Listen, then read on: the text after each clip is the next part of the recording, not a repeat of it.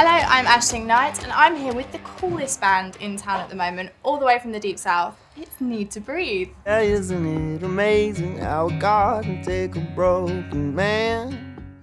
So you guys are over here performing a few acoustic shows ahead of your big UK tour next May, aren't you? Yes. You must be getting seriously excited. We are. It's good to be back, too. We haven't been here in a couple years, so it's nice to get it going in. This is going to be intimate, like kind of wild shows. I don't know what's going to happen. How important is it for you guys to come over here and increase your UK fan base? Because it's been gathering speed recently. Yeah, it's always been a big deal to us. It's hard to get over here as much as we want to, but we made our first record a long time ago over here. And I feel like the crowds are always a little more wild because they don't get to see us as much. So it's a lot of fun for us. You do your fair share of touring as a band. You're always on the go. How is, do you ever feel like you're at home? How is that, juggling the music with family time? Yeah, it's a little tricky. We try to get them out on the road a little bit, but I don't know. It's fun. We're all we prefer to be on the road and working and getting the music out there. So it's part of it. Do you get to do much shopping when you're over here in London? You got any favourite stores that you head to? Yeah, they started to have, like when we first came over here years ago, the All Saints was only here, which was a cool thing for us. I think right before we came here the first time, our van burned to the ground in America, and I lost like my favorite leather jacket. And I looked for like maybe a year or two just to find something cool to replace it, and couldn't find anything. And then we came over here, and the first shop I went into was All Saints, and there was like 10 jackets. I'm like, these are all perfect. Long live the heart, long live the soul that knows what you want. You have quite a strong masculine image. Like, you must drive the female fans crazy. How do you fend them off? Who's to say? Yeah, who's to say? These are tough questions. Yeah, that's a tough question. I don't know. Seth, how do you fend them off? How do I fend them off? Well,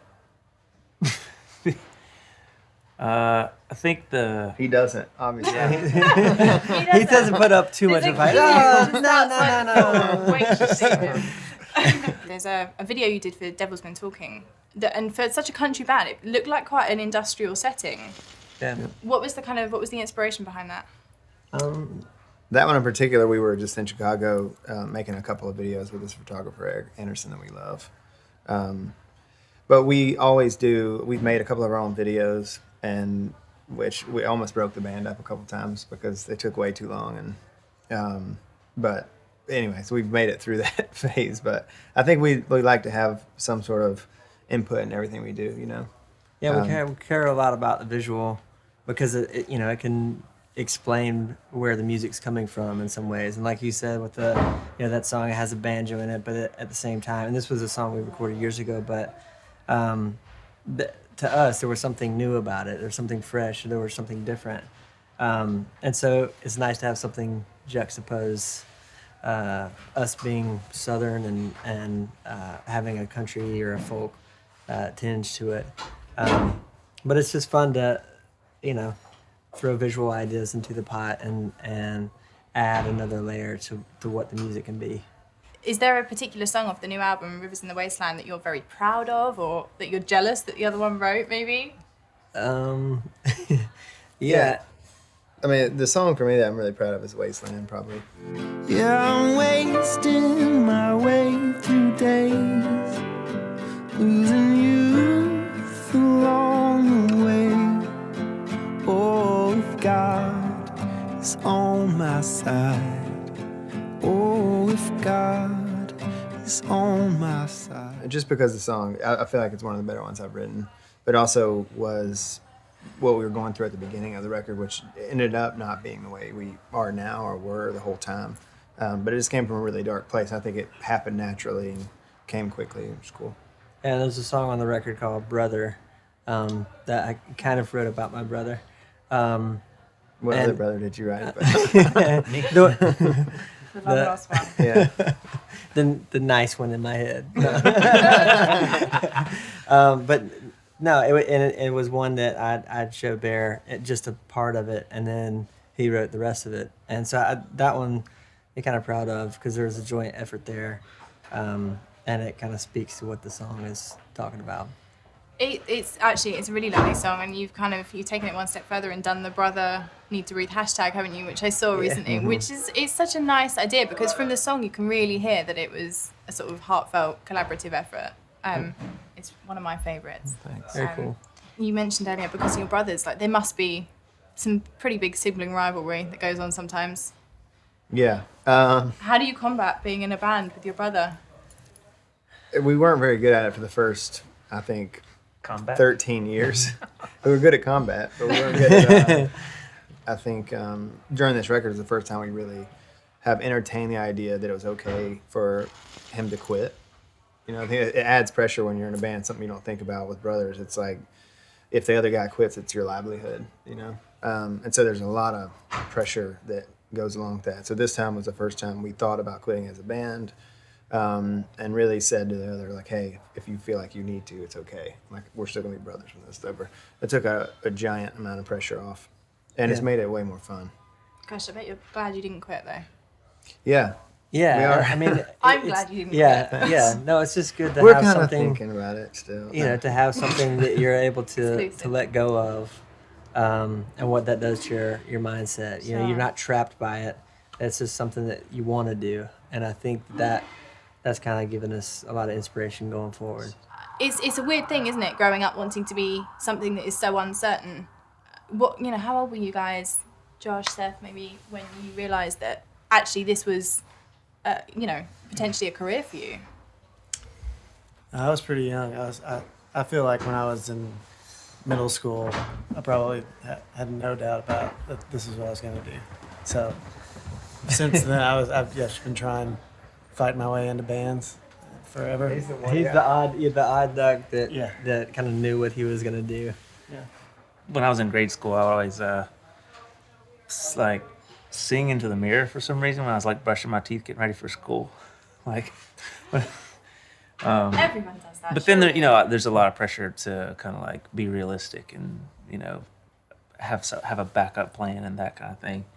And so I had a fair amount of that pressure, but still, I just knew it was something that I wanted to do. So You guys, as a band, do a lot for charity, don't you? Something I've really picked up on it from your Twitter and your Instagram and all your social networking is you do a lot for charity, specifically the Palmetto Medical. Yeah, initiative, that's it. Yeah. Can you tell me a bit more about that? Yeah, we're actually leaving. Me and Seth are going to Uganda in like 4 or 5 days to go. But what they do is medical mission stuff. They build a clinic in Uganda and in Nicaragua, and then they take 4 trips a year that go around the clinic and refer back to it, essentially out in further places.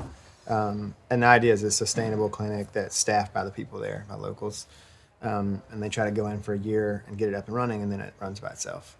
So it's been cool. I got to go to Uganda a couple years ago. That's what got me into it, and see how good they are at it and how effective it's been and how it's empowering to the people that live there. And so now we do all kinds of stuff. We have every ticket that anybody buys for a show, $1 of it goes to them. And we do a golf tournament. None of us are that great at golf, but we do it, to try to raise money each year and stuff. So yeah, it's a big part of what we do. Quick fire. What's the worst advice you've ever been given in the music industry? Somebody told us to play like you're playing in front of 10,000 people every night, which is weird because you're not, And so it's just weird to, hey, thank you, everybody. And to be like this whole thing. It taught us kind of early on that we needed to relate with the crowd, and then there's a cycle that kind of happens. There's 7 And- people in a bar. It can be really Yeah. ridiculous. Thank looking. you. I mean, definitely always seen bands Start that to take come across a bit themselves too serious. delusional. Yeah. Yeah. So yeah, just being genuine and being real, and not And people not like- pretending when you're on stage, really. People when we first started out also used to tell us that we needed to be, especially our label, that we needed to be more international, which at the time was like, I guess we should be less redneck or less country or whatever it was. And that was before, I remember like when we had banjos and stuff, it was before anything had gotten big, Mumford or whatever it was that had that on there. So as soon as we sent a song in that had banjo in it or They're anything, so it's like, scared of it. no. Yeah, just be somebody else. Don't be That this. was bad advice. Yeah, that was bad advice. You guys supported Taylor Swift, though, didn't you? We did. How was that? Are you still mates? A little bit. A little bit. Yeah, we're acquaintances. She's I pretty. would say. Yeah, she's busy, I guess. Yeah, yeah, she's kind of a Where big is she? deal. Yeah. It was good. Well, we learned a ton from it. It started out we were going to do like 40 shows, I think, and it turned into 80, which was kind of crazy. We played at all the arenas and stadiums in America. Not all of them, but most of them. But we learned a lot about how to relate in that big of an audience. I mean, we were playing like 50,000 people, and it's more about the video and that kind of stuff. We looked pretty silly, I think, the first 10 or 20 shows in that thing. We just weren't used to it from coming from clubs and theaters. But it was obviously it's a huge exposure. Yeah. Yeah, cool. absolutely. I don't suppose you get much downtime, but when you do get some sort of room to breathe, no pun intended, what do you do? Many of you got hobbies? I'm into surfing now. Cool. We started this year. We all live on the coast in South Carolina, so.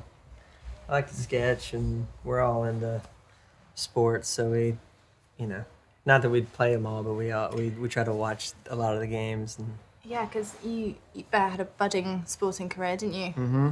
High school footballer. Yeah. I played in college too. I went to college for a scholarship, or whatever. Pretty good to backup, university, and said, yeah. I don't know if it was. I was worn out by the time I left school and ready to do this, but it was fun, and it definitely paid for school. We couldn't afford it otherwise. So. What about you, Seth? Any hobbies? Um, Dance classes or pottery or? Yeah, exploring my inner dancer. Taking some glass blowing. Underwater basket weaving. crafting.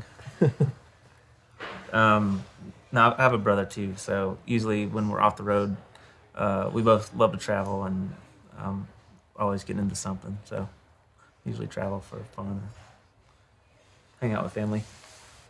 I love movies, so I'm a big movie guy. So I go see a lot of movies, and I have a son. So when I get home, trying to spend as much time with him, my wife, just family time. So. Yeah.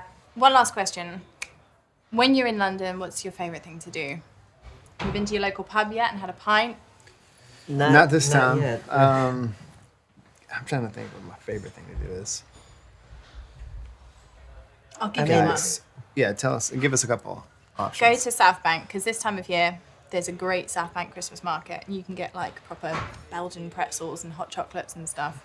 We can do that. We can eat Yeah. for sure. Yeah. Definitely. I think head down that we way. normally go Shopping and shopping eating because it's is just so like different that. here. We're usually not here long enough. Like it takes a day or two to get over the jet lag, and then we're, going to a different country or something. So we need a proper tour guide. Yeah, you do. Come over, Spencer. Yeah. I'll take you out. Let's go out. We like to sightsee. We do. So over the years, we've had a couple of chances to get out and see different of the, the big attractions. But yeah, we're into it. I could talk to you guys all day, but I'm going to let you go. So thank you so much for spending some time with me. Good luck in the UK tour in May. We'll see you then. And good luck tomorrow night. Thanks. As well. Appreciate it. No problem.